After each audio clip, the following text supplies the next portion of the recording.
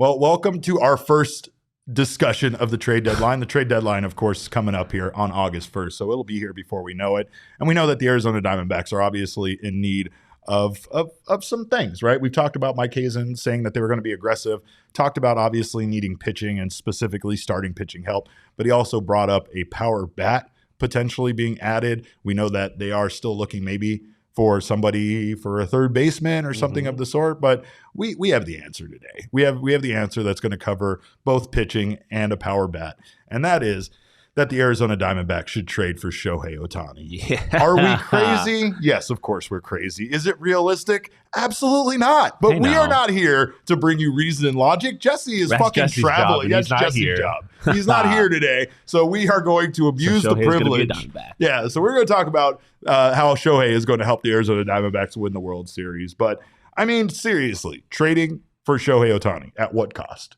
right? No matter what, the cost is going to be absurd for any team that lands in a trade situation.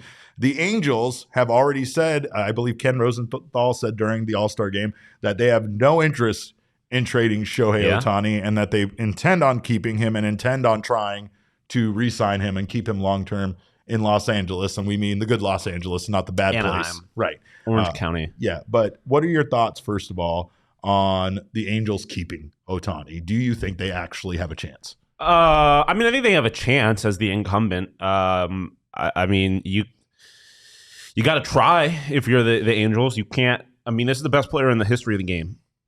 I think day by day that becomes less arguable. If it even is at this point, you definitely can't lose him for nothing. But I don't really think you can afford to lose a guy like that at all, especially when you got Mike Trout, who might be the second best player to ever play the game. Like that's absurd. The biggest question though too is like, what point does it become like the trade deadline?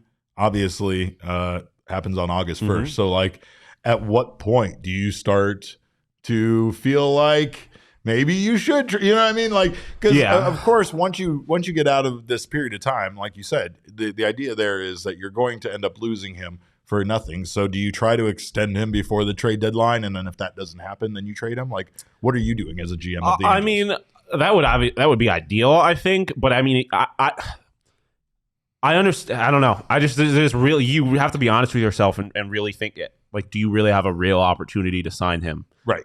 Because if you think that there is a less than really good chance of it happening, then I don't think you can afford to take the risk of losing him for nothing. We have a similar situation here with Zach Gallen. Yeah. Right. Where it's like already it's starting to feel like the more accolades and achievements that Zach Gallen obtains, the better his winning percentage goes, the more on a big stage he gets, like the All-Star game, starting in the All-Star game, if he wins a Cy Young, like every single one of those achievements kind of increases the cost that it's going to take to keep him, right? So the more that happens, you factor in who his agent is, it feels hard to be realistic and see a future where Zach Gallen re-signs with the Arizona Diamondbacks.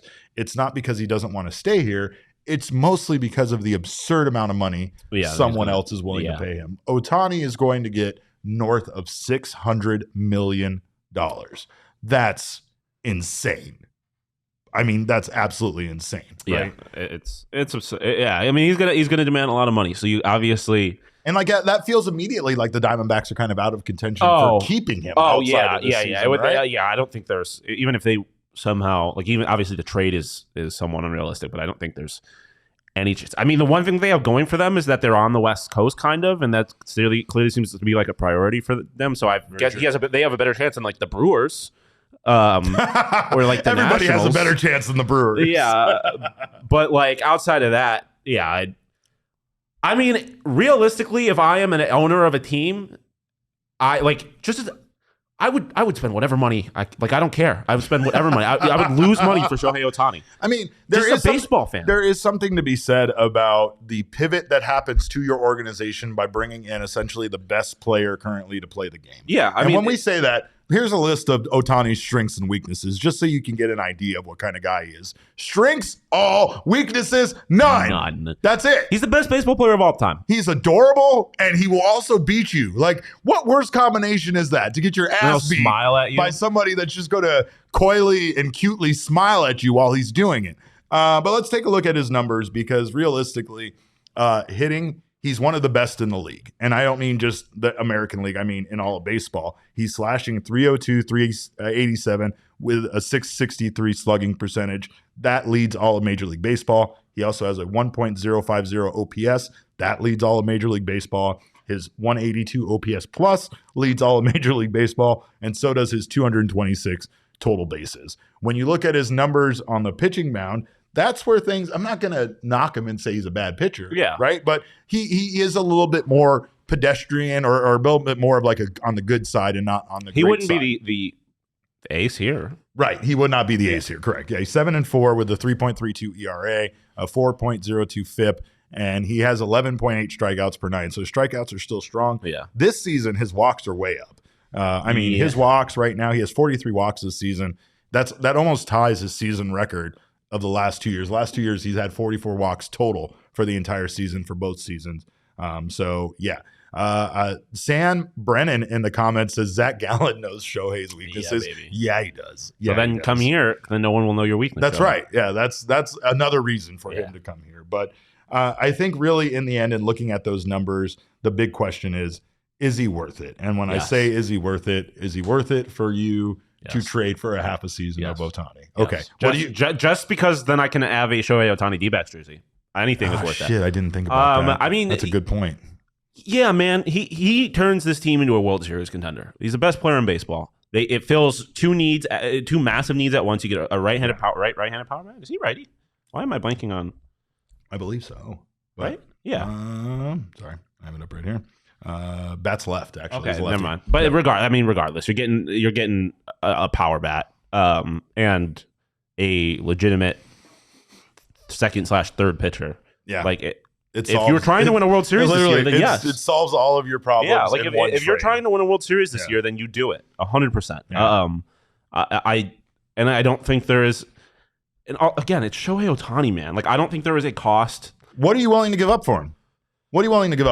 Obviously, what am I not willing to give up for him? I think is a much shorter list. Yeah, right. Okay, what are you not? Like obviously, Corbin Carroll, Zach Gallen, Merrill Kelly. Yeah, those guys are all off the table. That's it. That's it. That's it. Ketel Marte, Christian Walker. That's it. Wow. Yeah. Probably Gabby too, because I don't want to be in the hellscape that is Carson Kelly and Herrera as our catchers. But who's your core, right? And your core seems to be maybe Perdomo. I don't want to touch the outfielders. But even Perdomo, like there's other shortstops in the system where like if you're actually no, because if you're trying to win a World Series this year, you need Perdomo. You're not doing that with you need him with Nick Ahmed at shortstop. Yeah, no, unless you call up Blaze and he's good. Which that's too big of a risk, I think, to take unless you do that before you make the trade. Are you more willing to part with guys on the major league roster? Or are you willing to part with prospects like Blaze? I mean, I think you're going to have Jordan Lawler. I think you're going to have to part with prospects. So I don't think. I mean, are you risking your future for a half a season of Ohtani? Yeah. Okay.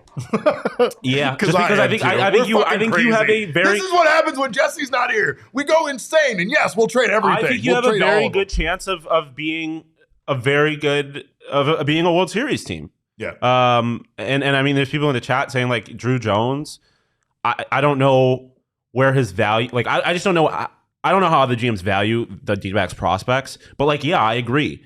There's a clear logjam in the outfield and at shortstop. I am fine with losing prospects there. The outfield, I don't want to lose major league talent because I think this is their preferred outfield. Like you're obviously Corbin is not even a part of the conversation. Alex Glove is too good. Jake is probably the one I could live with the most if they were to get rid of him, but I don't want that either. Like this is the outfield I want. I mean, you look at Dalton Varsho, and we talked about that trade, right? We didn't want to get rid of Dalton Varsho, but now it's hard to say that the trade did not work out extremely well for the Diamondbacks. And even if Varsh goes out and tears, even if he goes out and fucking absolutely raked for Toronto, we still got a quality catcher behind the plate, and we got an all-star in Lourdes Gurriel. And I mean, we're just talking position players. There's not a pitcher I'm not willing to give up, I don't think, in the entire system. So Brandon Pfaadt, everybody. I think I'd give up Dan. Because, I mean, at this point, I don't have very much reason to believe that Pfaadt is going to end up being a good major league pitcher. Like, we don't have any evidence to suggest that. I mean, you're not wrong. Like, it's mostly about, like what you're going to do at a major league level. And, of course, you could say what you will about St. Louis Cardinals trading away both Sandy Alcantara and Zach Gallen, right? But at the time, of course, what they were trying to do was win a championship, right? And see, that's where I feel like we start to get into a very difficult position with this kind of trade.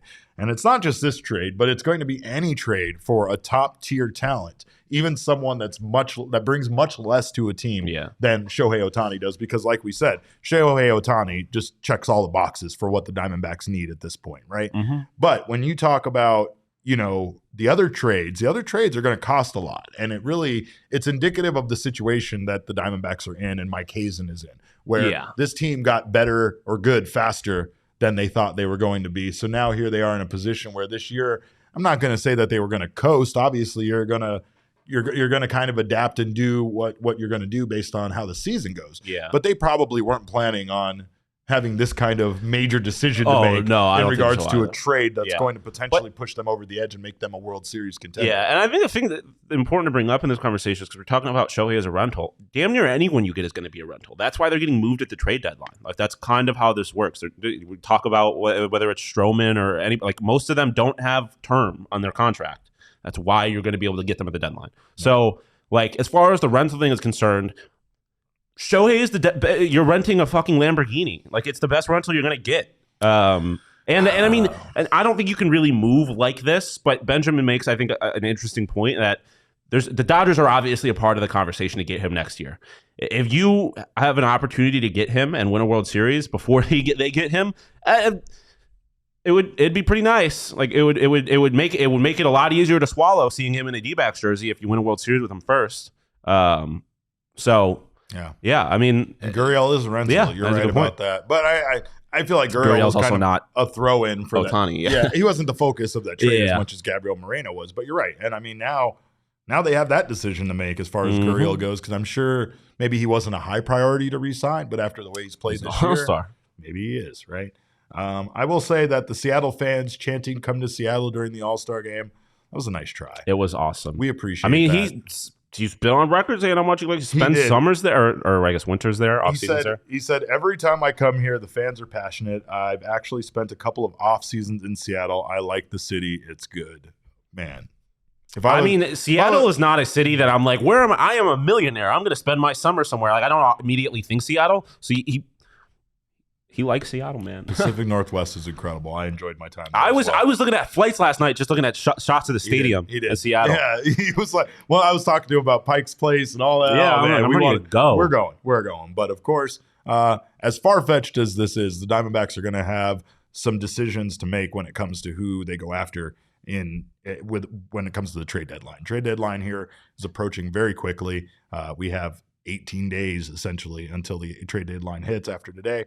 So, like you said, I think the best thing is this is crazy, right? We're almost doing this as a joke because it's just kind of become a topic this week as far as the Diamondbacks connecting to Shohei Ohtani. But if you're going to go out there and mortgage your future on a player, do it on Shohei.